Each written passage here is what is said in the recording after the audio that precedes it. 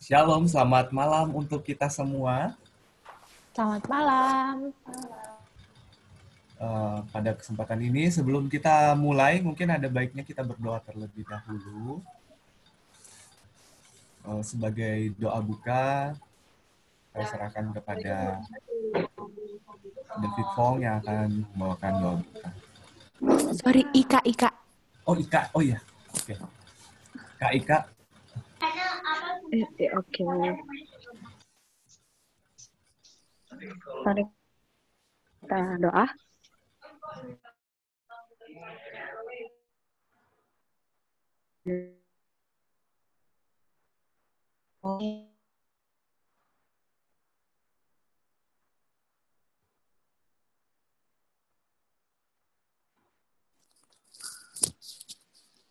Halo Ika.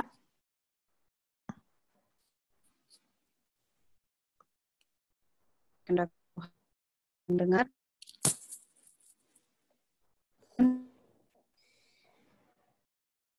Satu.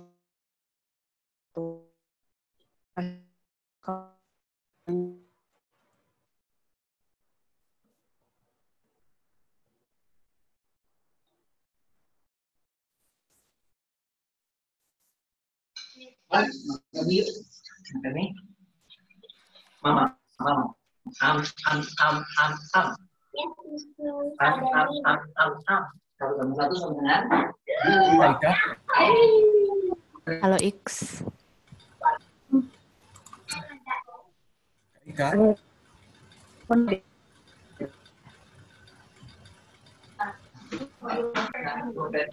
Oke, mungkin. Oke, karena jaringannya putus-putus. Oke. Mungkin saya serahkan aja kepada David Fong untuk membawakan doa. Oke, mari kita berdoa.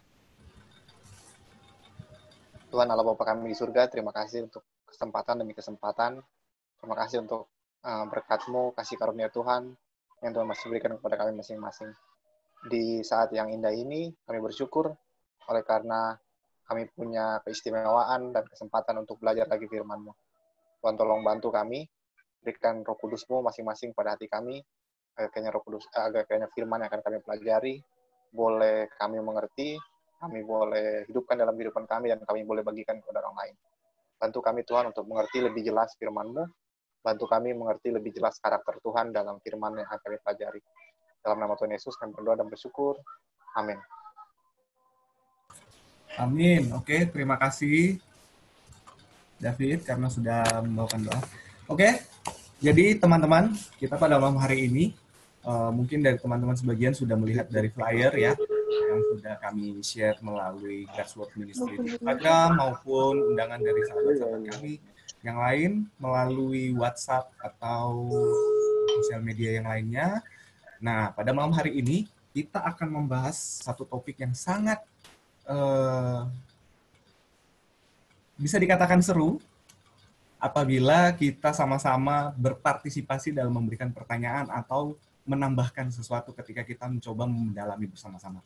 Jadi pada malam hari ini kita akan Bible Study yang nantinya akan dibawakan oleh Kak Tilstra Semampau. Jadi jangan takut, jangan dipendam kalau mendapatkan sesuatu ketika Roh Kudus berbicara. Ada baiknya kita saling share bersama-sama. Karena dengan demikian kita akan belajar bersama. Dan ketika kita sama-sama belajar, ketika kita bersama-sama belajar, dari situ Roh Kudus menuntun kita untuk dalam spiritual kita bersama-sama semakin kuat dalam Tuhan tentunya.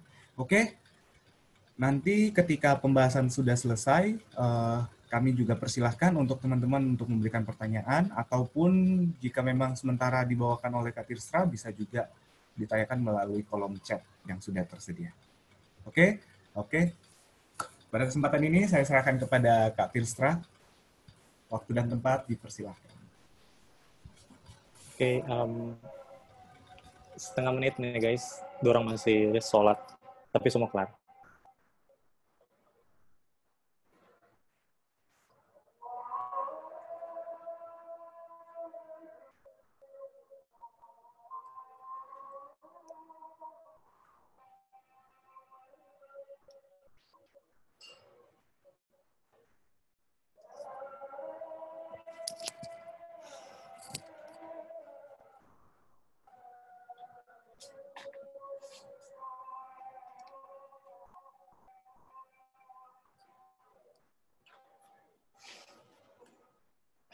Oke, selamat sahabat for orang semua.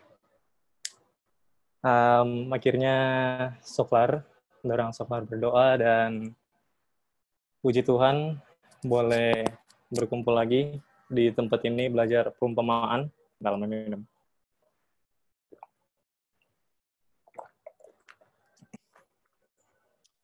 Seperti biasa, orang akan belajar dari perumpamaan, dan orang perumpamaan sekarang adalah tentang orang kaya yang bodoh. Dari judul stop paling orang pemikiran nggak mau lari-lari jauh dari cerita di Alkitab mengenai orang kaya. Pemikiran kita nggak akan lari-lari jauh mungkin dari apa yang telah kita ketahui kalau Alkitab berbicara mengenai orang kaya. Tapi mari kita sama-sama berdoa agar tadi malam hari ini boleh membawa satu perspektif yang lumayan bisa menuntun kita lebih lagi membaca Alkitab dengan seksama. Oke, mari kita berdoa sekali lagi. Bapa di surga, pada saat ini kami meminta agar supaya Roh Kudus-Mu dapat bersama-sama dengan kami, menuntun kami untuk mengerti perumpamaan tentang orang kaya yang bodoh ini. Bapa, kami tahu ini adalah merupakan suatu hal yang biasa di Alkitab yang sering kami jumpai mengenai perkataan-Mu terhadap orang kaya, tetapi kami yakin dan percaya Engkau akan berbicara suatu hal yang berbeda pada malam hari ini. Kiranya Engkau dapat berbicara kepada hamba-Mu, dan kiranya Engkau akan berbicara melalui hamba-Mu, agar kami semua dapat terberkati, dan nama-Mu saja yang kami muliakan. Ini doa dan permohonan kami, bersama-sama dengan teman-teman kami yang dalam perjalanan untuk bergabung di ruangan ini. Berkatilah koneksi kami, agar kami mendapatkan koneksi yang bagus, jaringan yang bagus selama kami belajar. Dan tolong kami untuk lebih termotivasi untuk mencari tahu firman Tuhan lebih dalam. Dalam nama Yesus kami berdoa, amin. Lukas 12 ayat 13 sampai 21, dia cuma pendek, orang mungkin akan baca semua, dan orang akan cek satu-satu ada di setiap ayat ini, orang akan coba sisir maksud-maksud kalau boleh dari setiap ayat, tetapi tidak melepaskan maksud secara utuhnya dari perumpamaan. Lukas 12 ayat 13 sampai 21. Seorang dari orang banyak itu berkata kepada Yesus, "Guru, katakanlah kepada saudaraku supaya ia berbagi warisan dengan aku." Tetapi Yesus berkata padanya, "Saudara, siapakah yang telah mengangkat aku menjadi hakim atau perantara atas kamu?" Katanya lagi kepada mereka, "Berjaga-jagalah dan waspadalah terhadap segala ketamakan, sebab walaupun seorang berlimpah-limpah hartanya, hidupnya tidaklah bergantung daripada kekayaannya itu." Kemudian ia mengatakan kepada mereka satu perumpamaan, katanya, "Ada seorang kaya, tanahnya berlimpah-limpah hasilnya. Ia bertanya dalam hatinya, 'Apa yang harus aku perbuat? Sebab aku tidak mempunyai tempat di mana aku dapat menyimpan hasil tanahku.' Lalu katanya, 'Inilah yang akan aku perbuat. Aku akan merombak lumbung-lumbungku, dan aku akan mendirikan yang lebih besar, dan aku akan menyimpan di dalamnya segala gandum dan barang-barangku. Sesudah itu, aku akan berkata kepada jiwaku, ada padamu banyak barang, tertimbun untuk bertahun-tahun lamanya. Beristirahatlah, makanlah, minumlah, dan bersenang-senanglah.' Tetapi firman Allah kepadanya, 'Hai engkau orang bodoh, pada malam ini juga jiwamu akan diambil daripadamu, dan apa yang telah kau sediakan, untuk siapakah itu nanti?' Demikianlah jadinya dengan orang yang mengumpulkan harta bagi dirinya sendiri, jikalau ia tidak kaya di hadapan Allah." Jadi, sama seperti cerita tentang perumpamaan-perumpamaan pada biasanya, apa yang ditekankan Yesus itu biasanya di ayat terakhir. Kenapa Yesus kasih satu perumpamaan? Karena ada satu hal yang dia ingin dijelaskan di ayat sebelumnya. Dan di ayat terakhir, biasanya dia memberitahukan kepada pembacanya atau pendengarnya pada saat itu bahwa inilah yang kayak saya mau kalian ambil, yaitu orang yang mengumpulkan baginya harta bagi dirinya sendiri, kalau dia tidak kaya di hadapan Allah, dia bukan apa-apa. Dengan kata lain, ada satu standar tertentu yang dimana dikatakan bahwa orang itu kaya di hadapan Allah, dan sayangnya itu bukan dalam hal materi. Karena orang di sini dia mempunyai satu tanah yang subur. Sangat suburnya tanah itu sehingga menghasilkan hasil yang berlimpah-limpah. Tetapi, sebelum kita masuk di detailnya, di Lukas 12 ini berbicara mengenai amaran-amaran Yesus. Yang pertama dia bilang, berhati-hatilah kepada ragi orang Farisi. Habis itu dia bilang juga mengenai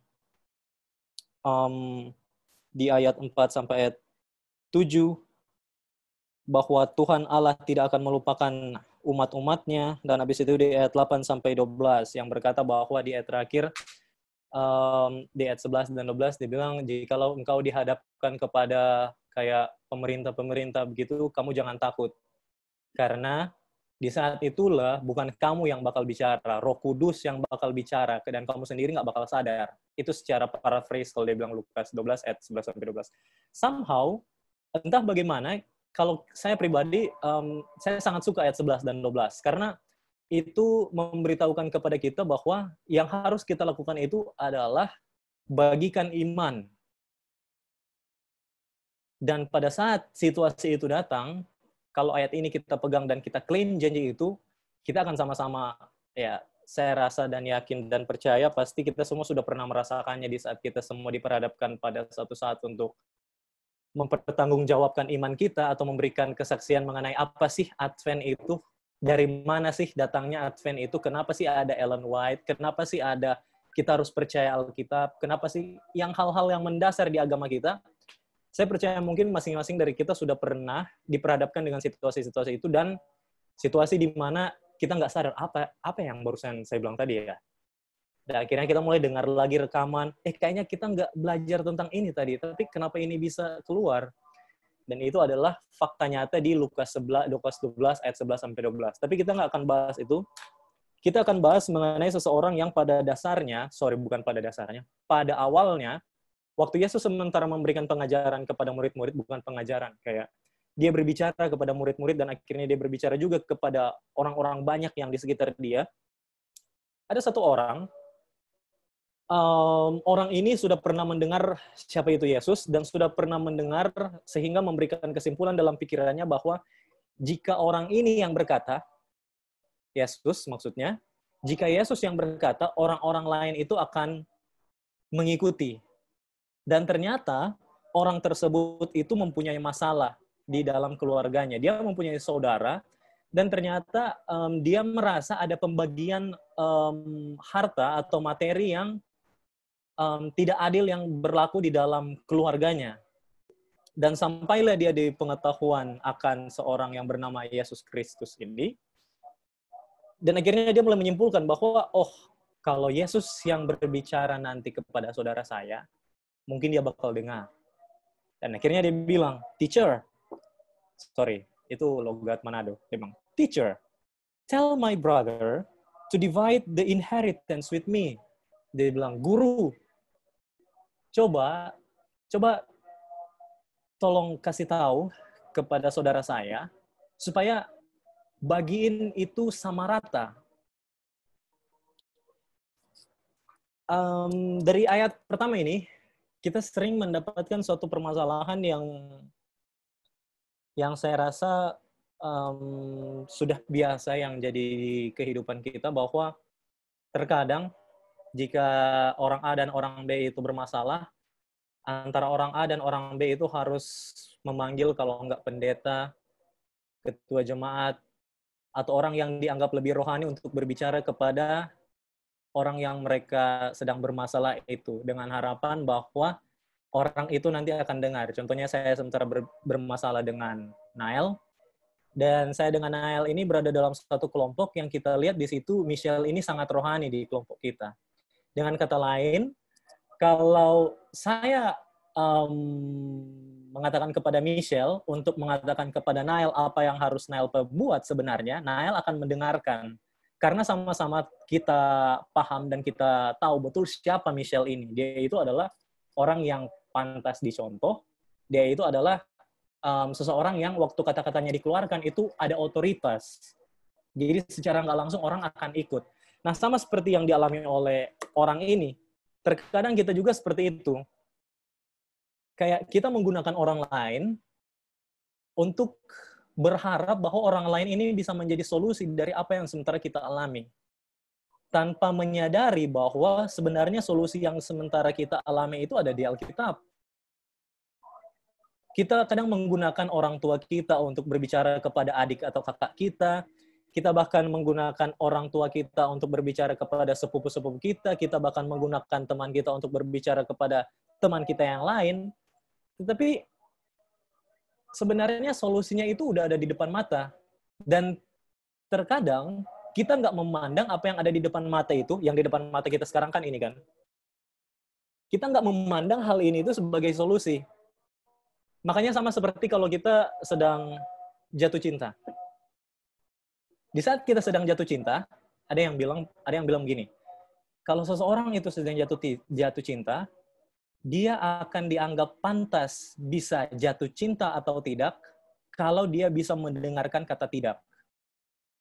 Artinya, kalau dia nggak bisa mendengarkan kata tidak atau jangan, dia nggak pantas jatuh cinta. Karena kenapa?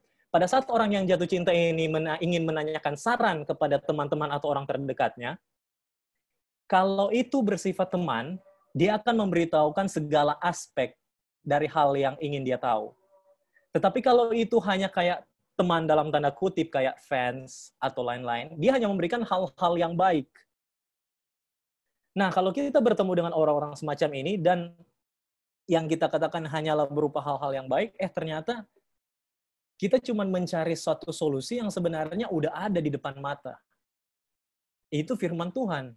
Karena dikatakan bahwa dalam Ibrani 4 ayat 8, kalau saya nggak salah, sebab firman Tuhan itu sama seperti pedang yang mampu menembus sampai kayak ke tulang-tulang gitu. Jadi, kita memandang orang yang meminta tolong kepada Yesus ini sebelah mata, kita menganggap bahwa, kita udah tahu ceritanya. Kita menganggap bahwa sebenarnya itu bukan tugas Yesus yang mau lakukan hal seperti itu. Tetapi di satu sisi kita sebenarnya orang yang meminta tolong itu. Kenapa kita meminta tolong kepada orang lain atau kepada orang lain? Itu karena kita merasa bahwa tidak ada solusi yang ada di depan kita untuk masalah yang kita alami. Sangat disayangkan. Kita harus menggunakan orang lain, kita harus menggunakan teman kita untuk berbicara kepada teman kita yang satunya dengan harapan supaya masalah itu bisa terpecahkan, di mana di satu sisi ada yang sementara menunggu untuk kita datang untuk mengatakan kepada kita semua isi hatinya dan membiarkan dia yang bekerja untuk semua hal. Dan akhirnya kita komplain ke Tuhan, Tuhan, kenapa kita ada di posisi seperti ini? Ya mungkin sudah terlalu jauh. Di ayat 14, dia bilang, but he itu capital H, huruf besarnya di situ, H dalam bahasa Inggris. He said to him, man, who made me a judge or an arbitrator over you? Coba sama-sama kita baca hal ini dengan biasa saja, nggak usah cari mengerti. Karena kalau kita baca biasa saja ayat ini dengan tidak terlalu seksama, kita mungkin akan berpikir Tuhan Yesus ini kayak selfish. Sebenarnya kan kita udah tahu kan, dia datang ke sini untuk menyelamatkan domba yang hilang. Iya, itu udah ada di pengetahuan kita. Tetapi apakah Tuhan Yesus nggak sanggup untuk melakukan hal ini yang diminta di ayat 13? Atau apakah Tuhan Yesus nggak sanggup untuk hanya mengatakan, oh ya udah kamu salah, dia yang benar, atau dia yang benar, kamu salah? Apakah Tuhan Yesus nggak punya waktu hanya untuk memberitahukan sebenarnya siapa yang salah? Itu kan, maksudnya, daripada Tuhan Yesus mau datang kepada saudaranya untuk mengatakan, kamu bagi yang benar ya hartanya, Tuhan Yesus kan bisa bicara aja toh, karena kan dia tahu pikiran manusia, dia tahu pikiran orang-orang Farisi dan lain-lain. Dia kan bisa bicara aja, oke, kamu mikir kayak gitu salah, kakakmu yang benar atau adikmu yang benar. Atau yang sebaliknya, adikmu yang benar, kamu yang salah. Jadi kayak kalau baca ayat 14 ini seperti biasa, kita seakan-akan merasa bahwa apakah saking sibuknya Yesus sehingga hal yang seperti ini aja dia harus kembali katakan, who made me a judge? Siapa yang membuat aku hakim? Habis itu ada orang mungkin yang berkata dalam hati, Yesus, kamu itu memang hakim. Karena sampai saat ini, kalau ada orang datang masalah, perempuan yang kedapatan bersinah itu dibawa ke hadapan kamu bisa menentukan siapa yang benar, siapa yang salah. Jadi, iya emang kamu itu hakim. Karena kan Tuhan Yesus bilang, siapa yang menentukan aku ini sebagai hakim antara kamu dan saudaramu? Ya Tuhan Yesus itu emang hakim. Tetapi kok bisa sih Tuhan Yesus sampai mengatakan bahwa ini kenapa kamu yang harus bilang aku harus jadi hakim di antara kamu dan saudaramu? Ternyata, ada hal yang lebih menarik yang Tuhan Yesus ingin supaya orang yang bertanya ini atau orang yang meminta tolong ini di ayat 13 itu mau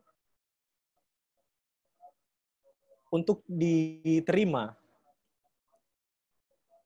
Karena itu sama kayak hidup kita kan.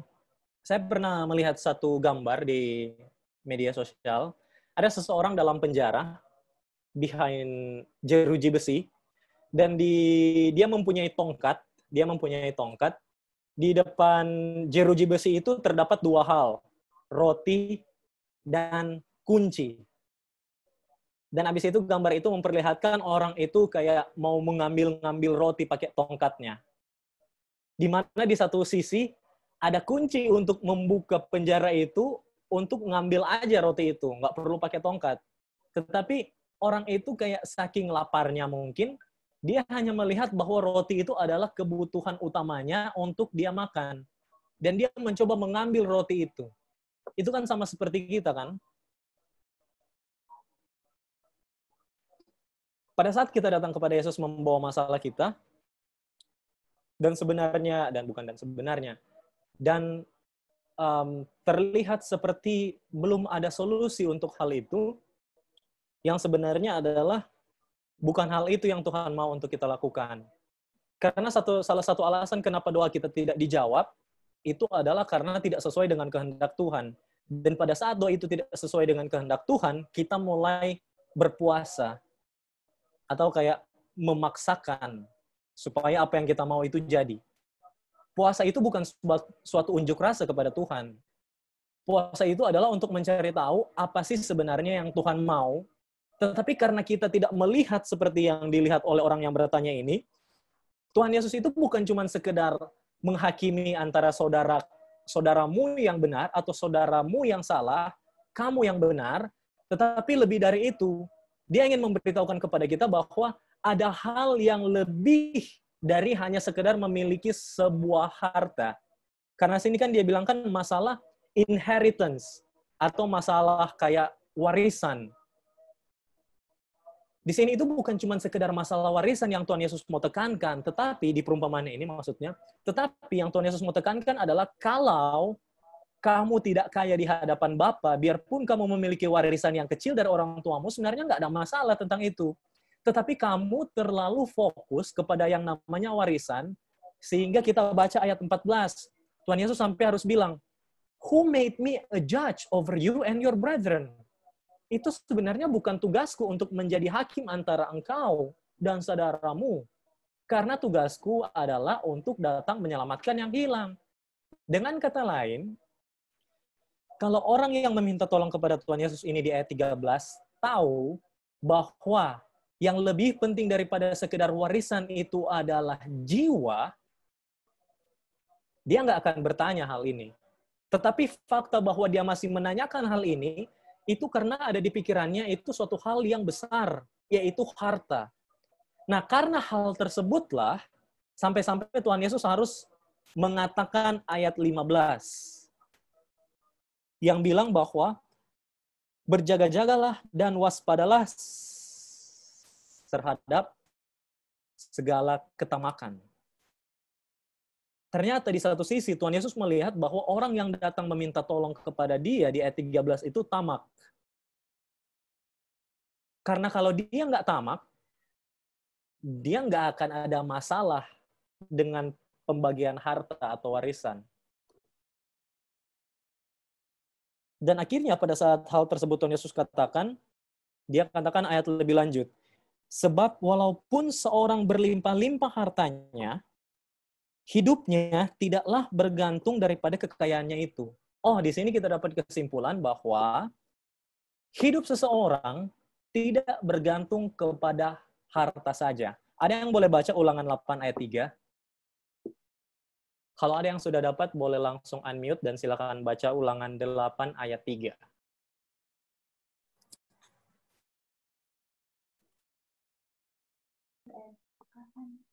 Jadi ia merendahkan hatimu, membiarkan engkau lapar dan memberi engkau makan mana yang tidak kau kenal dan yang juga tidak dikenal oleh nenek moyangmu, untuk membuat engkau mengerti bahwa manusia hidup bukan dari roti saja, tetapi manusia hidup dari segala yang diucapkan Tuhan. Ayat inilah yang dikutip oleh Yesus di Matius pasal 4, dan secara konsep diulangi oleh Yesus dalam Lukas 12 ayat 15. Bahwa kekayaan itu bukan satu-satunya sumber bagi manusia itu untuk hidup. Atau, kita putar, hidup manusia itu tidak hanya bergantung kepada kekayaan saja, melainkan dari setiap firman yang keluar dari mulut Allah. Makanya kita langsung dapat koneksi dengan pencobaan Yesus yang pertama. Memang, ternyata betul. Dan akhirnya, setelah Yesus menyampaikan suatu hal yang menurutnya belum masuk kepada telinga pendengar-pendengarnya, sebagai metode yang lazim, dia gunakan perumpamaan. Dan mulailah kita baca di ayat 16. Di ayat 16 dia bilang, ada seseorang, dia itu kaya. Kenapa dia bisa kaya? Karena tanahnya berlimpah-limpah hasilnya. Nah, saya ingin membacakan ada beberapa komentar terkait pribadi dari orang ini.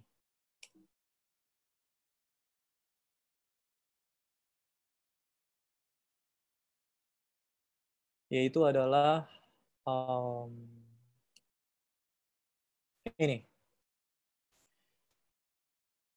While enjoying the gifts of heaven, he di sini maksudnya itu adalah orang kaya ini, he failed to acknowledge whence all this possession come.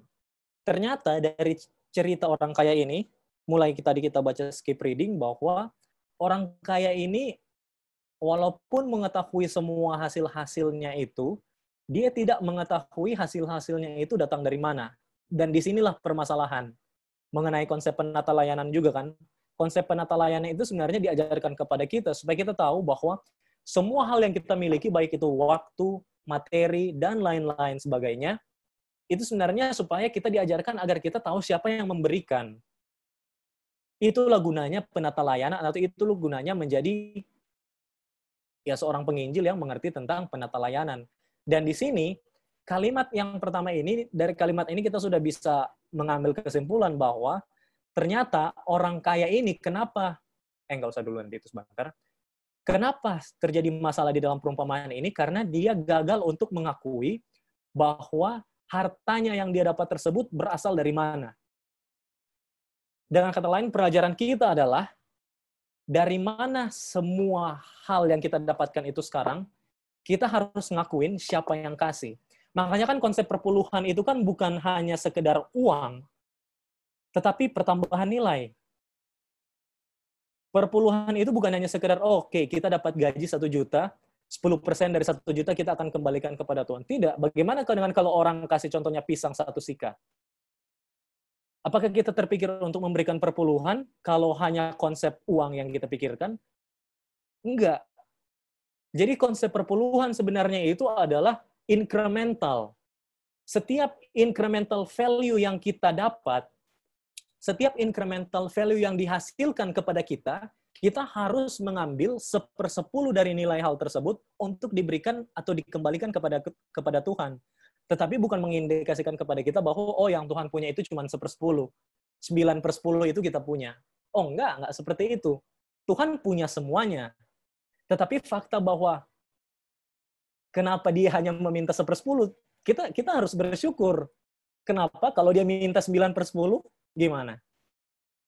Sama seperti buah pohon pengetahuan baik dan jahat kan? Tuhan Yesus bilang di ayat 16 dan 17 Kejadian 2, semua pohon dalam taman ini buah-buahnya boleh kamu makan. Cuma satu yang nggak boleh. Coba kita bayangkan, kalau 9/10 yang jadi konsep Tuhan. Semua pohon dalam taman ini jangan kamu makan buahnya, tapi satu aja yang kamu bisa makan. Itu kan akan lebih terlihat tidak adil kan? Jadi fakta bahwa Tuhan Yesus hanya meminta 1/10 daripada apa yang dihasilkan kepada kita, sebenarnya kita harus bersyukur. Karena dari semua yang dia berikan kepada kita, dia hanya meminta 1/10, bukan 9/10. Dengan kata lain, pada saat kita mulai mengakui bahwa siapa sebenarnya aktor, atau siapa sebenarnya pelaku utama dari semua incremental value, dari semua penambahan nilai untuk apakah itu materialistis atau hal-hal lain, kalau kita gagal mengakui hal-hal tersebut datang dari mana, bahaya. Dan komentar yang kedua berkata seperti ini. Ini adalah the rich fool, atau orang kaya yang bodoh. He did not think of God, from whom all his mercies had come. He did not realize that God had made him a steward. He had a blessed opportunity of being God's almoner, but he thought only of ministering to his own comfort. Kenapa kita baca hal ini? Karena di ayat 17 dan ayat 18, di situ diberitakan bahwa pada saat orang kaya yang ini sudah tahu dia itu memang betul-betul kaya, sampai-sampai storehouse-nya dia, atau gudang penyimpanannya dia, atau gudang sepatunya dia, atau gudang tas-tasnya dia sudah tidak mampu lagi menampung semua sepatu-sepatu dan tas-tas yang ada, dia berkesimpulan dalam hatinya, oh ya udah kalau kayak gitu berarti aku harus rombak gudang-gudang sepatu ini supaya sepatu-sepatu yang dari kamar lain juga yang mungkin cuma di lantai-lantai bisa masuk semuanya ke kamar ini. Atau semua tas-tas yang sudah masuk di lantai-lantai di ruangan yang lain bisa dimasukkan di dalam ruangan ini. Dan fakta bahwa dia memikirkan hal tersebut adalah pernyataan dari sang nabi yang bilang seperti ini. This man's aim were no higher than those of the beasts that perish. Bukan main. Manusia yang ada di perumpamaan ini disetarakan dengan suatu ciptaan yang lebih rendah levelnya dari manusia. Karena kenapa? Binatang kan hanya seperti itu kan yang dia pikir. Bagaimana semua hal itu bisa memenuhi kebutuhannya untuk makan, untuk minum, dan berkembang biak. Apakah manusia seperti itu? Tidak mungkin. He lived as if there were no God. Aduh, ini lebih bahaya sekali. Ya iyalah, kalau kita udah hidup seperti binatang, ya hanya manusia yang mengakui keberadaan Tuhan. Makanya kan dia panggil Lord. Binatang nggak mungkin panggil Lord. Tetapi fakta bahwa orang ini udah menganggap sama sekali tidak ada Allah di dalam, atau tidak ada Tuhan di dalam cerita ini, karena dia bilang, ini kekayaan yang ada ini mau dipakai buat apa lagi ya? Dan kesimpulannya atau jawaban dari pertanyaan itu dia jawab sendiri untuk kepentingannya sendiri malah. As if everything he possessed were his own, and he owed nothing to God or man. This foolish rich man is in supreme selfishness, had laid up for himself treasure that he could not use. He had lived only for himself. He had overreached in trade. Dia bukan orang kaya yang malas, dia orang kaya yang bekerja. He had made sharp bargains. He had not exercised mercy or the love of God. He had robbed the fatherless and the widow. Oh, ternyata pada saat diri kita ini menghasilkan pada saat kita bisa bilang gitu. Pada saat kita mendapat incremental value dari apa yang kita miliki, ada satu hal yang harus kita concern. Bahwa di satu sisi, apakah kita sementara merampok, dalam tanda kutip ya, apakah kita sementara merampok orang lain atau enggak? Karena biarpun kekayaan kita atau biarpun materi kita dihasilkan dengan cara yang wajar, kita masih akan tetap dianggap sebagai perampok kalau hal tersebut kita nggak salurkan kepada orang yang berhak menerima. Ini kita nggak berbicara seperti ini ya. Kita nggak berbicara halal atau tidaknya kita mendapatkan harta kita. Ini kita berbicara adalah di saat semua hal yang kita lakukan untuk mendapatkan harta kita itu adalah halal, kita masih bisa dikatakan perampok pada saat orang-orang yang seharusnya memiliki hal-hal tersebut kita tidak pikirkan. Inilah yang Tuhan Yesus maksudkan dengan kebenaran di atas orang Farisi, bahwa ada yang namanya tingkatan level dari suatu kebenaran. Nah, sekarang pertanyaan kepada kita, level kebenaran seperti apakah yang akan kita hidupkan? Apakah pilihannya cuma dua? Pertama, kita mendapatkan semua hal itu secara wajar dan benar, atau kedua, selain secara wajar dan benar, kita juga harus memperhitungkan semua orang yang berhak menerima. Karena di satu sisi, kalau level kebenaran kita cuma sampai, oh yang penting saya sudah melakukan semua pekerjaan saya dengan halal. Yang penting kerjaan saya halal. Oh berarti itu udah nggak ada masalah. Yang saya lakukan halal kok, ya saya pantas aja untuk merasakan apa yang saya dapat sekarang. Perhatikan, setiap orang dituntut untuk hidup melebihi kebenaran yang dia sudah tahu. Karena kenapa? Pada saat dia sudah tahu satu kebenaran, akan ada rasa lapar dan haus lagi untuk kebenaran yang selanjutnya. Dan kalau seseorang itu tidak merasa lapar dan haus akan kebenaran, bahaya. Karena kenapa? Dia merasa dia sudah cukup dirinya. Sehingga dia tidak butuh rasa lapar dan haus akan kebenaran untuk hal-hal yang lain lagi. Mohon maaf Jadi, Kak Il, memotong. Oh, ini Ya. suaranya kayaknya agak ketutup. Jadi agak nggak kurang jelas. Oke, jelas. Masih kayak itu kayak ketutup gitu suaranya. Ketutup ya. Ini jelas. Nah, ya jelas sekali. Oke, terima kasih Kak Il. Thank you. Iya. Ya. Oke, anyway.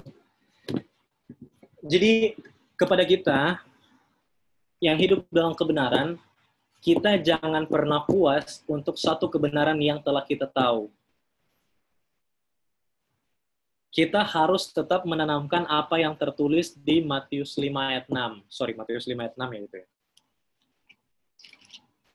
Ya, betul sekali. Diberkatilah orang yang memiliki rasa lapar dan haus akan kebenaran. Dan kutipan selanjutnya adalah, jika ada yang mau lihat di yang saya garis bawah ya saja, dia bilang, instead of planning how to relieve the poor, jadi kalau kita bicara kata instead, berarti ada sesuatu yang dia bandingkan. Instead of planning how to relieve the poor in their necessities, he began to devise means to secure all to himself. As he saw the gift of heaven rolling into his garners, he poured not out his soul in thanksgiving to the bounteous giver. Neither did he consider that this great blessing had brought additional responsibility. In the pure selfishness of his nature. Jadi kayak ada orang bilang, kalau itu udah dikatakan dari hati, ya apa ya, itu akan sangat kena dengan pribadi seseorang. Masalahnya, yang orang kaya ini katakan dari ayat 17 sampai ayat 18, itu adalah perkataan dari hati. Dan sayang sekali di hatinya itu hanya ada pure selfishness. Ya setidaknya dia, saya nggak tahu ya apakah dia jujur dengan dirinya atau tidak, saya rasa tidak seperti itu, tetapi fakta bahwa dia mengatakan ayat 17 dan ayat 18, kalau ada yang pernah berkata bahwa dia itu blunder. Kenapa dia blunder? Itu sebenarnya permasalahan yang dia miliki. Anyway, di kutipan selanjutnya dia berkata seperti ini. Oh ya, sebelum kita lanjut, studi kita akan terbagi dalam dua bagian. Can we be surprised that this poor rich man was called a fool because he turned away from eternal riches. Kenapa katanya orang kaya ini dibilang bodoh? Karena dia berbalik dari kekayaan yang sesungguhnya. Apa itu kekayaan yang sesungguhnya? Kaya di hadapan Allah.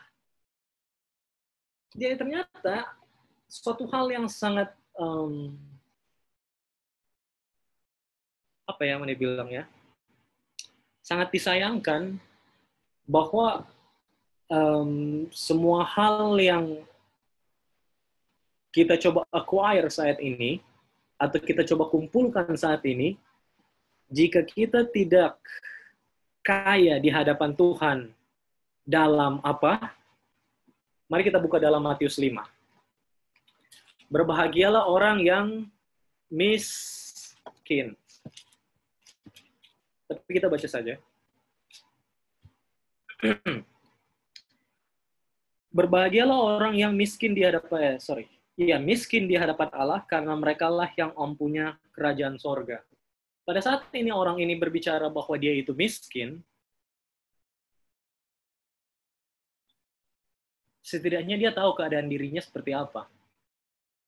Nggak ada orang kaya yang akan merasa bahwa dia masih butuh sesuatu. Pada saat orang tersebut mengatakan bahwa dia miskin, dia sadar bahwa ada satu hal yang belum terpenuhi dalam salah satu aspek hidupnya. Dan dari kutipan ini kita baca bahwa untuk kaya di hadapan Tuhan berbeda dengan kaya di hadapan dunia. Karena kalau kita hanya kaya di hadapan dunia, kita akan dianggap sebagai orang yang bodoh. Karena sedangkan kita miskin saja di hadapan Tuhan, Matius 5 ayat 3 bilang, di saat kita miskin saja di hadapan Tuhan, kita sudah dikatakan bahwa berbahagia. Kenapa masih miskin sudah berbahagia? Karena kenapa? Pada saat kita miskin, kita nggak merasa ada hal yang masih, bukan merasa. Kita akan menganggap bahwa kita masih memerlukan sesuatu. Pada saat kita sudah dibilang kaya, ya seperti yang tadi, sudah tidak ada lagi yang perlu kita cari. Itulah sebabnya di Alkitab ada beberapa cerita-cerita yang Yesus gunakan mengenai orang kaya yang susah masuk dalam kerajaan sorga, karena dia melihat bahwa di satu sisi, orang yang merasa kaya itu dalam pandangan dunia ya, bukan dalam pandangan Tuhan, karena kalau dalam pandangan Tuhan, dia nggak mungkin merasa dia itu kaya. Dia pasti akan merasa miskin, karena dia tahu siapa yang kaya dan siapa yang punya segalanya. Jadi orang yang akan merasa kaya dalam pandangan dunia biasanya sering dikatakan bahwa dia itu susah masuk ke dalam kerajaan surga karena ya apalagi yang surga perlu tambahkan kepada dia kalau dia merasa cukup. Itu kan yang menjadi masalah ke kita kan semua. Aspek apapun itu, apalagi yang mau ditambahkan kalau kita merasa cukup. Apalagi yang mau ditambahkan, mari kita belajar 28 doktrin. Sudah itu. Maksudnya sudah, itu kan waktu kita baptis. Coba cari pelajaran yang lain. Bisa seseorang itu mengatakan bahwa dia itu miskin, dia tidak perlu mengatakan bahwa dia itu miskin, tetapi dia akan sangat lapar dan haus akan kebenaran.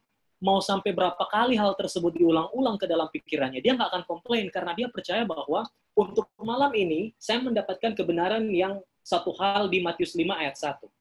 Malam besok, pasti akan ada hal yang lain, sekalipun hanya di Matius 5 ayat 1. Jadi, dikembalikan kepada kita semua, apakah kita sudah merasa kaya akan kebenaran-kebenaran kita? Apakah kita akan merasa bahwa, itu supernatural belajar, coba yang lain. Really? Coba suatu saat di saat kita dihadapkan dengan unbelievers, atau orang-orang yang tidak percaya, untuk harus mengakui iman kita. Di saat seperti itulah kita akan sadar bahwa sebenarnya kita itu nggak tahu apa-apa. Iman kita tidak akan bertumbuh kalau kita tidak memiliki suatu hal yang namanya rasa lapar dan haus akan kebenaran. Kenapa saya berulang-ulang menekankan hal ini? Karena ini adalah merupakan pengalaman pribadi bahwa jika itu bukan masalah hidup dan mati, kita akan menganggap kebenaran itu biasa saja. Kita nggak akan menganggap kebenaran itu adalah masalah hidup dan mati kalau itu hanya sekedar 5 menit renungan pagi, 5 menit renungan malam. Yang penting kita centang renungan pagi, renungan malam, Habis itu follow the Bible, hari ini sudah oke, kita baking, kalau hari ini jadwal 1 kali, kita baking 2 kali. Oke, kalau 2 kali, kita baking 3 kali, Jo. Habis itu puasa, Selasa, Kamis. Tetapi yang Tuhan Yesus maksudkan di sini adalah bukan hanya sekedar agama luar yang ingin dia mau, tetapi kalau hanya sekedar agama luar itu adalah tingkatan kebenaran dari orang-orang Farisi yang hanya melakukan sesuatu yang sebatas pandangan mata saja. Anyway, kita sudah terlalu lama di sini, sorry. Di ayat 19, dia berkata seperti ini. Sesudah itu, aku akan berkata kepada jiwaku. Jadi katanya sesudah dia rombak lagi, dia punya storehouse, gudang penyimpanan ini. Oke, ini mungkin yang akan kita planning. Katanya, jiwaku, ada padamu banyak barang tertimbun untuk bertahun-tahun lamanya. Beristirahatlah, makanlah, minumlah, dan bersenang-senanglah.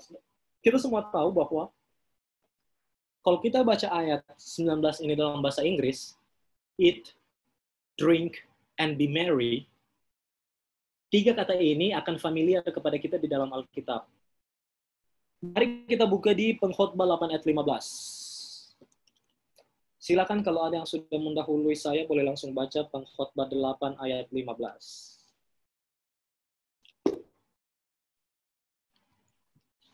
Pengkhotbah 8 ayat 15. Oleh sebab itu aku memuji kesukaan karena tak ada kebahagiaan lain bagi manusia di bawah matahari, kecuali makan dan minum dan bersukaria. Itu yang menyertainya di dalam jeripayanya seumur hidupnya yang diberikan Allah kepadanya di bawah matahari. Salomo sendiri mengatakan bahwa jika orang itu makan, minum, dan bersenang-senang, itu harusnya wajar. Kenapa wajar? Karena ini sudah bersusah payah di bawah matahari. Tetapi, jangan salah pandang. Kenapa Salomo mengatakan hal tersebut? Dia hanya ingin memutarkan suatu fakta bahwa pada saat kita hanya makan, minum, dan bersenang-senang, jangan lupa baca Pengkhotbah 12 ayat terakhir. Tetapi segala sesuatu itu akan dibawa kepada pengadilan. Salomo di sini hanya menekankan suatu fakta bahwa jika seseorang tersebut makan, minum, dan bersenang-senang, itu hal yang wajar bagi orang itu. Dengan kata lain, kalau orang itu tidak mengenal Tuhan, ada pembedanya, perhatikan. Kalau orang itu tidak mengenal Tuhan, dia akan makan, minum, dan bersenang-senang untuk semua hasil jerih payahnya.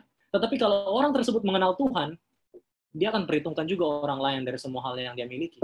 Bukan cuma kepuasannya sendiri. Dan satu hal lagi mengenai ayat 19. Mari kita buka di Yesaya 22 ayat 12 mulai. Yesaya 22 ayat 12. Nah, ini dia. Saya akan baca. Mulai ayat 12. Pada waktu itu, Tuhan semesta alam, menyuruh orang menangis dan meratap dengan menggundul kepala dan melilitkan kain kabung. Tetapi lihat, di tengah-tengah mereka ada kegembiraan dan sukacita, membantai lembu dan menyembelih domba, makan daging dan minum anggur. Sambil berseru, marilah kita makan dan minum, sebab besok kita mati. Perhatikan ada rebuke di ayat 14. Tetapi Tuhan semesta alam menyatakan diri dan berfirman kepadaku, sungguh kesalahanmu ini tidak akan diampuni sampai kamu mati, firman Tuhan semesta alam. Ayat 12 dan 14, 12 sampai 14 di Yesaya 12 ingin memberitahukan kepada kita bahwa pada saat kita diperhadapkan dengan sesuatu hal yang berhubungan dengan penghakiman oleh Tuhan, dan jika kita hanya makan, minum, dan bersenang-senang, tegurannya ada di ayat 14. Saya akan baca bahasa Inggrisnya, mulai dari ayat 12. And in that day, the Lord God of hosts called for weeping and mourning, for baldness and for girding with sackcloth. But instead, joy and gladness, slaying oxen and killing sheep, eating meat and drinking wine. Let us eat and drink, for tomorrow we die. Then it was revealed in my hearing by the Lord of hosts. Surely for this iniquity there will be no atonement for you. Bukan main, kalau kita berbicara tentang masalah atonement, kita berbicara tentang masalah dosa yang seharusnya ini sudah tidak ada lagi di dalam diri kita. yang akan Tuhan lakukan. Tetapi untuk eating dan drinking dan bersenang-senang, dosa tersebut tidak Tuhan hapuskan. Dengan kata lain memberitahukan kepada kita bahwa di saat masa penghakiman itu datang, kalau kita hanya terlalu fokus dengan eat, drink, and be merry,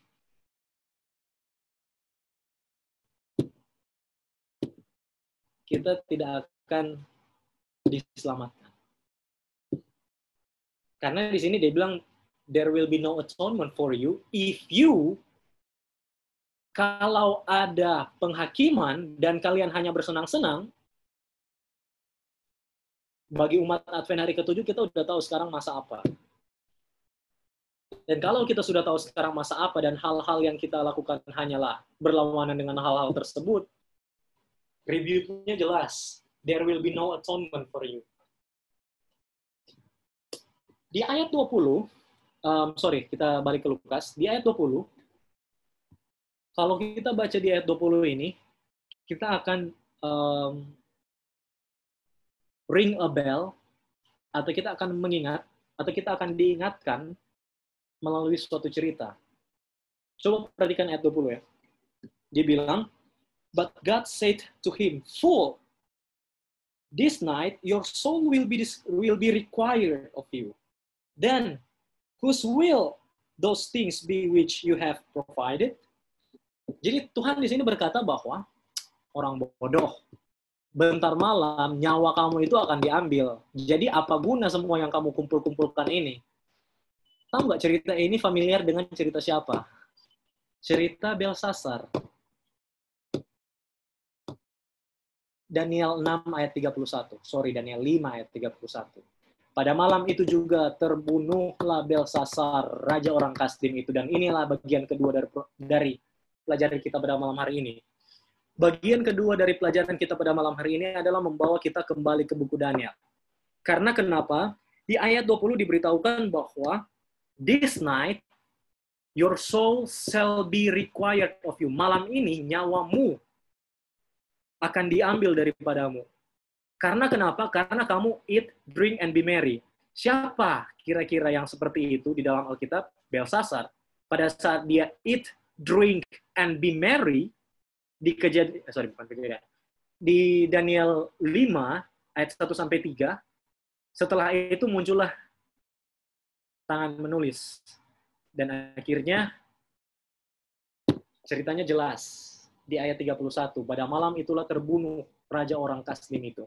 Dan perhatikan, bukan cuma hanya di Daniel 5 mengenai Belsasar. Perumpamaan ini juga mengantarkan kita kepada suatu kilas balik tentang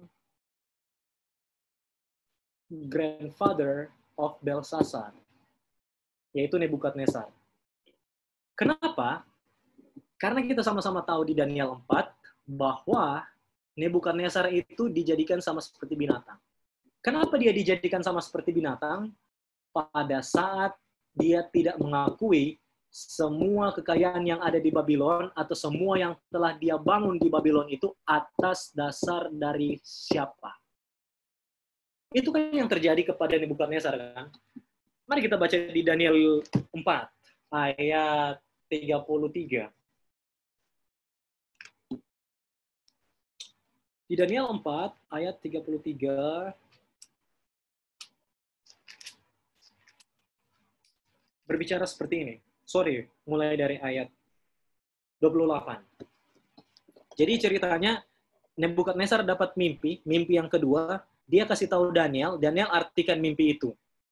Sampai akhirnya ada suatu saat di mana Nebukadnezar nggak bertobat dan akhirnya divine judgment itu datang. Dan ayat 28 berkata seperti ini. Semuanya itu terjadi atas Raja Nebukadnezar. Sebab setelah lewat 12 bulan dari Daniel menerangkan mimpinya itu, ketika ia sedang berjalan-jalan di istana raja di Babel, berkatalah Raja Nebukadnezar, bukankah itu Babel yang besar itu, yang dengan kekuatan kuasaku dan untuk kemuliaan kebesaranku telah kubangun menjadi kota kerajaan? Raja belum habis bicara, ketika suatu suara terdengar dari langit, kepadamu dinyatakan, Raja Nebukadnezar, bahwa kerajaanmu telah beralih daripadamu. Bukankah frase ini agak mirip-mirip dengan tadi? Coba kita dengar, saya bacakan dalam bahasa Inggris. Lukas 12 ayat 20. But God said to him, Fool, this night your soul will be required of you. Sekarang dengarkan yang saya bacakan di Daniel 4 ayat 31. While the world was still in the king's mouth, a voice fell from heaven. King Nebuchadnezzar, to you it is spoken, the kingdom has departed from you. Dan Belsasar di Daniel 5 diberitahukan kepada Daniel bahwa sebenarnya raja itu nggak seharus dapat hal seperti ini dari Tuhan. Karena raja udah tahu apa yang sebelumnya terjadi kepada pendahulu raja, yaitu siapa? Nebukadnezar. Kalau raja atau kalau Belsasar belajar dari apa yang sebelumnya terjadi kepada your grandfather, raja itu nggak akan melakukan hal-hal ini. Nah, apa yang Belsasar lakukan, selain dia berpesta-pesta, dia eat, drink, and be merry, ini yang dia lakukan. Di ayat 22, Daniel 5. Tetapi tuanku Belsasar, anaknya, tidak merendahkan diri. Walaupun tuanku mengetahui semuanya itu, tuanku meninggikan diri terhadap yang berkuasa di sorga. Berkakas dari baiknya dibawa orang kepada tuanku, lalu tuanku serta pembesar tuanku, para istri dan para gundik tuanku telah minum anggur dari perkakas itu. Tuanku telah memuji dewa-dewa dari perak dan emas, dari tembaga, besi, kayu, dan batu, yang tidak dapat melihat atau mendengar atau mengetahui, dan tidak tuanku muliakan Allah, yang menggenggam nafas tuanku dan menentukan segala jalan tuanku. Sebenarnya cerita yang ada di, kita sudah masuk di bagian penutup di perumpamaan ini. Cerita yang ada di Lukas 12 ayat 13-21 tidak lain dan tidak bukan adalah a story that is already been told. Cerita yang telah diceritakan sebelumnya melalui pengalaman dari Nebukadnezar dan Belsasar. Nah, kita pada zaman ini yang menjadi pembaca Alkitab, kita sudah tahu pengalaman mengenai the rich fool, kita sudah tahu pengalaman mengenai Belsasar, kita sudah tahu pengalaman mengenai Nebukadnezar. Apa pelajaran penting yang kita bisa ambil dari pelajaran pada malam hari ini? Yang pertama, perhatikan pada saat kita eat, drink, and be merry. Dan kedua, pada saat kita tidak mengetahui bahwa semua hal yang kita dapatkan ini dari Tuhan, hanya masalah waktu saja sebelum semua itu hilang. Sekian yang bisa saya share sebelum saya bagikan 1-2 kutipan yang terakhir. Silakan kalau ada teman-teman yang mau menanggapi atau sharing juga. Oke, terima kasih Kak Til untuk pendalaman yang begitu luar biasa sehingga kita bisa mengerti lebih lanjut dan lebih jauh makna-makna maksud dari Tuhan ini. Nah, mungkin dari teman-teman, dari para partisipan ada yang ingin disampaikan atau ada pertanyaankah yang juga ingin ditanyakan? Kami persilahkan. Saat ini kami sudah membuka untuk ruang tanya jawab. Bisa diaktifkan mikrofonnya, langsung bertanya, atau juga jika malu bisa melalui kolom chat agar kami bisa membacanya dan bisa dijawab oleh pembicara malam hari ini.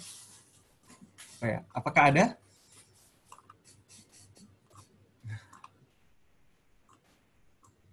Jadi nggak usah malu-malu ya, karena kita ini Bible study, sama-sama kita belajar. Jadi sama-sama kita mendalami agar supaya sinkron gitu otaknya kita dengan yang lain gitu. Karena tiap orang kan unik, pemahamannya beda-beda. Itu mungkin bisa di-share.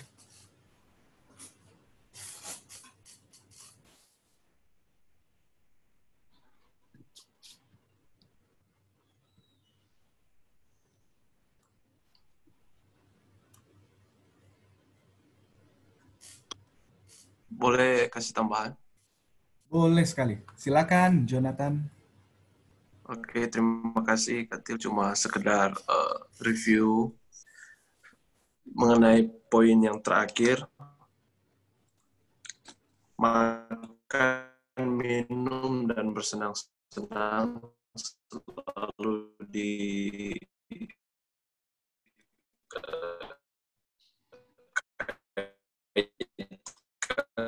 dengan kedatangan Yesus yang kedua kali di buku Lukas. Sebelum zaman Nuh, orang akan makan, minum, dan bersenang-senang. Dan di zaman Lot, orang makan negatifnya. Tapi pasal 2, ayat 24. Tak ada yang lebih baik bagi manusia daripada makan dan minum dan bersenang-senang di tangan Allah. Ayat 25. Karena siapa dapat makan dan merasakan kenikmatan di luar dia. Jadi Salomo bilang, itu pleasure dan nikmat itu tidak akan dapat di luar Tuhan. Kalau makan dan minum dan merry dengan cara duniawi, ya itu yang negatif. Karena Yesus sendiri akan ulang frase itu begini. Malam waktu dia the last supper, malam ini adalah malam terakhir aku bersama dengan kamu dan kita akan sama-sama lagi, kita akan sama-sama makan dan minum di dalam kerajaanku. Dan engkau akan memerintah bersama-sama dengan aku. Jadi, makan dan minum dan merry ini, kalau kita dilakukan sesuai dengan apa yang dalam perumpamaan itu bilang, acknowledge dalam Amsal 3 ayat 6 ya. Acknowledge him in all your way. Akuilah dia dalam segala lakumu. Kalau kita tidak mengakui dia sebagai pemberi berkat, ya maka itu makan dan minum kita akan menjadi hal yang najis. Tapi kalau kita acknowledge him, Salomo bilang makan dan minum itu Tuhan yang beri. Karena Mazmur 16 ayat 11. Di hadapanmu ada sukacita berlimpah-limpah dan di tangan kananmu ada nikmat senantiasa. Pleasure. Dan poin yang kedua yang saya mau bagikan dari sharing dengan teman-teman, waktu baca perumpamaan ini, saya hanya teringat satu hewan. Hewannya itu namanya burung. Kenapa nih burung ini unik? Karena di dalam perikop sebelum dan perikop sesudah, Tuhan Yesus ucapkan burung. Dia ucapkan di perikop sebelum tentang sparrow. Kamu lihat sparrow, dia punya harga cuma 5 duit, tapi Tuhan selalu memperhatikan. Di perumpamaan sesudah, dia bilang raven. Dia tidak memiliki lumbung, tetapi setiap hari dipelihara oleh Bapamu yang di surga. Nah, di dalam Matius 5, Yesus bilang, kalau kamu masih memikirkan lumbung dan your daily needs, masih khawatir, berarti kamu itu masih seperti bangsa-bangsa yang tidak mengenal Allah. Itu templakan bagi saya pribadi. Di dalam Matius 5 ada 3. Bangsa yang tidak mengenal Allah adalah mereka yang berdoa berulang-ulang seperti baca mantra, dan salah satunya mereka yang kami pakai. Itulah sebabnya Yesus sementara menjelaskan bahwa kalau kamu makan, minum, bersenang-senang bersama dengan Tuhan, kamu tidak akan khawatir untuk hari esok. Karena kamu tahu kepada siapa kamu percaya. For they know who they believe. Karena yang akan pelihara, sedangkan burung Tuhan pelihara, artinya apalagi jadi yang paling penting adalah makan, minum, bersenang-senang dalam tanda kutip saat kita acknowledge him. Yang seperti kutipan tadi, ketika kita tidak acknowledge bahwa semua itu datang dari dia, wah kita dalam disaster. Itu saja sekedar insight. Terima kasih.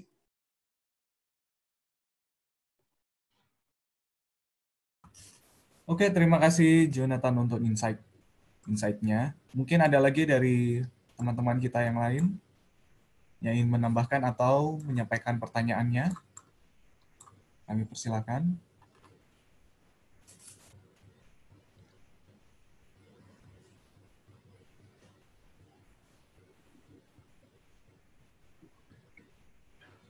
Mau tambahkan sedikit.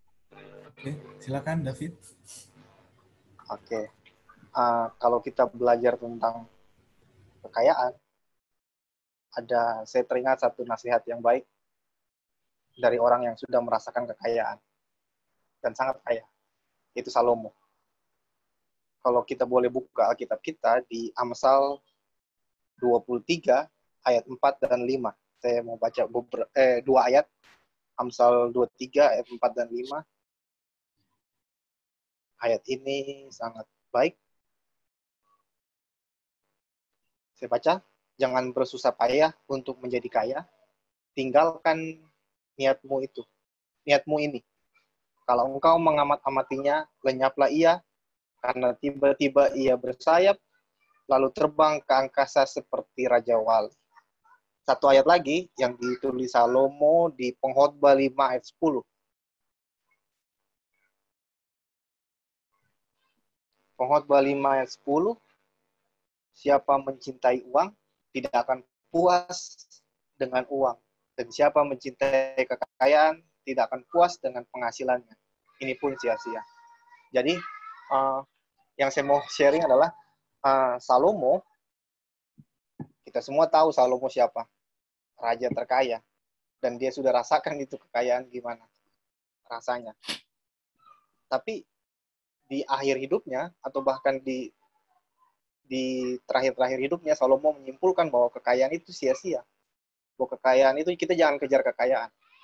Karena, ya tadi, kalau kita, buat apa kita, di pelajaran ini kan, buat apa kita kaya dunia, tapi kita tidak selamat. Buat apa kita kaya secara materi, tapi kita hanya hidup 70 tahun. Nah, saya teringat cerita, ada satu kebun binatang. Ceritanya, kebun binatang ini udah mulai sepi. Cerita pendek saja. Ceritanya mungkin teman-teman belum pernah dengar. Ceritanya kebun binatang ini udah sepi. Lalu marketing manajemennya atau marketingnya itu pikir-pikir gimana caranya supaya ini kebun binatang ramai. Karena memang harga tiket masuknya cukup mahal. Lalu tiba-tiba marketing manajemen yang baru datang dengan ide bahwa saya akan buka kebun binatang ini dengan gratis. Wah, pas gratis, banyak banget yang masuk. Bahkan kebun binatang itu sesak dan penuh. Lalu, tiba-tiba, ketika sudah ditutup pintu masuk, pintu keluar, lalu binatang-binatang buas itu kemudian dilepaskan. Terus, marketing manajemennya bilang, siapa yang mau keluar, bayar $100. Siapa yang mau keluar, bayar $100. Pertama, tiketnya hanya $20. Tapi nggak ada yang mau. Tapi pas dibilang tiketnya yang mau keluar, tiketnya $100, itu semua bayar semua $100. Jadi pada akhir hidup kita nantinya, kita akan anggap semua ini sia-sia. Harta kita, sesuatu yang kita kumpul mungkin selama ini, coba mungkin posisikan diri kita kalau kita lagi sakit dan kita terbaring di rumah sakit. Kita nggak bisa ngapa-ngapain, dan mungkin dokter menyuruh kita, mungkin kita kerja selama, contoh kita kerja selama 20 tahun. Lalu tiba-tiba dokter menyuruh kita untuk, oke, kalau Anda mau sembuh, Anda harus bayar sekian. Yang mana sekian itu adalah hasil kerja Anda selama 20 tahun. Kira-kira kita, kalau di posisi sakit itu, apa kita akan bayar? Apakah kita akan bayar itu biaya itu? Tentu akan kita bayar supaya kita hidup. Karena percuma kita punya uang yang banyak, tapi kita kehilangan nyawa kita. Percuma kita punya sesuatu yang banyak, harta, tapi kita kehilangan keselamatan kita. Ya, pesannya jangan kita hilang fokus, jangan sampai kekayaan itu mengalihkan terhadap tujuan yang utama dan tujuan yang mulia kita, mengapa kita hidup. Terima kasih. Oke, terima kasih David untuk tambahannya juga yang begitu luar biasa.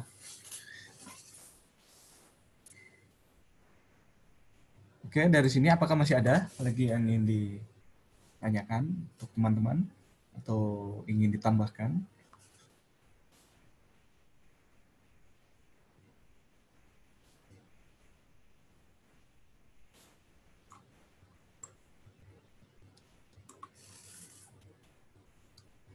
Apakah masih ada?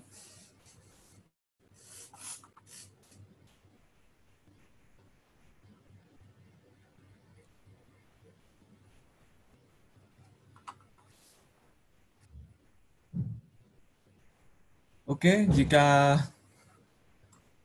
sudah tidak ada, mungkin dari saya sih yang mau menambahkan satu ayat saja. Kita bisa buka bersama-sama di 1 Timotius pasal 6 ayat 7. Nah, jadi 1 Timotius 6 ayat 7 ini nanti teman-teman baca saja di rumah. Bisa dibuka Alkitabnya dan bisa direnungkan agar supaya teman-teman bisa merenungkan kembali apa yang Kak Tilstra sudah berikan sepanjang malam ini.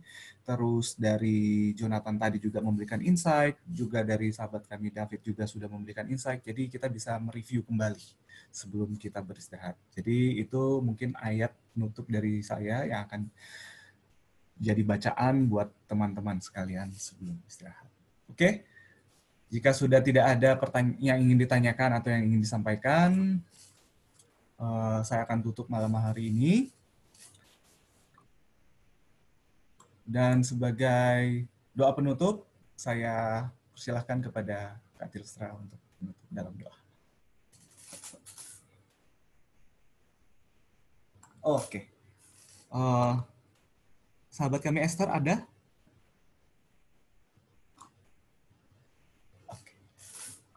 Oke, kami persilakan buat Esther.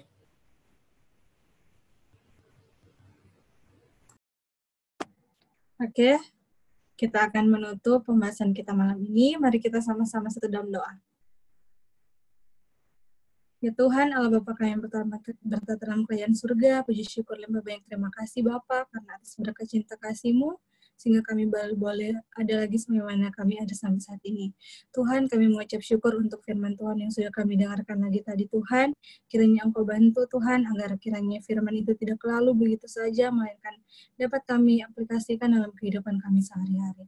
Berkati kami semua sepanjang hari Sabat Mei Suci ini, bahkan dalam kehidupan kami Tuhan, sepanjang malam hari ini, dalam peristirahatan kami, kiranya Engkau bersama-sama dengan kami. Sepanjang sisa hari ini, kami serahkan ke dalam Tuhan-Mu saja. Terima kasih Tuhan, dalam nama Tuhan Yesus kami sudah berdoa. Amin.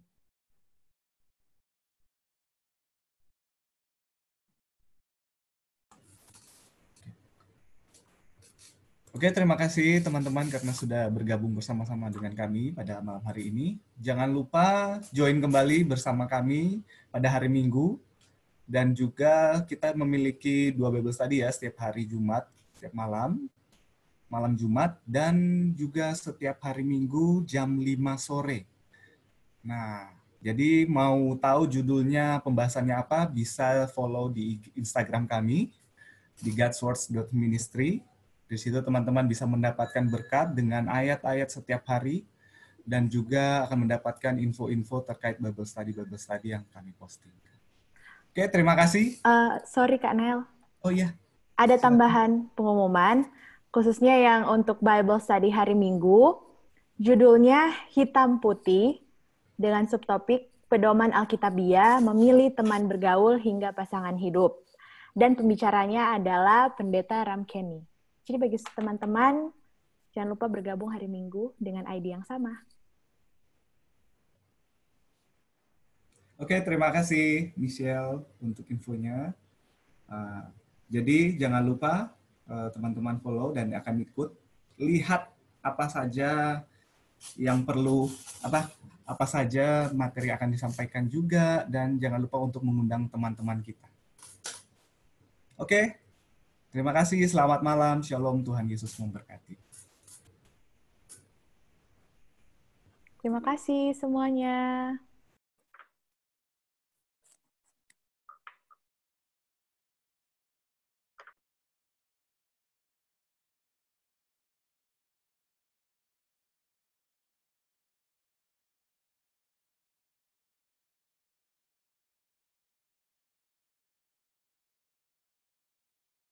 Good night all. Tada.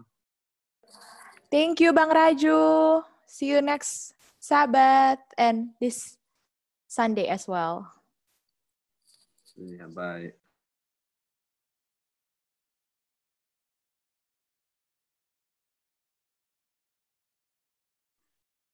Hi guys.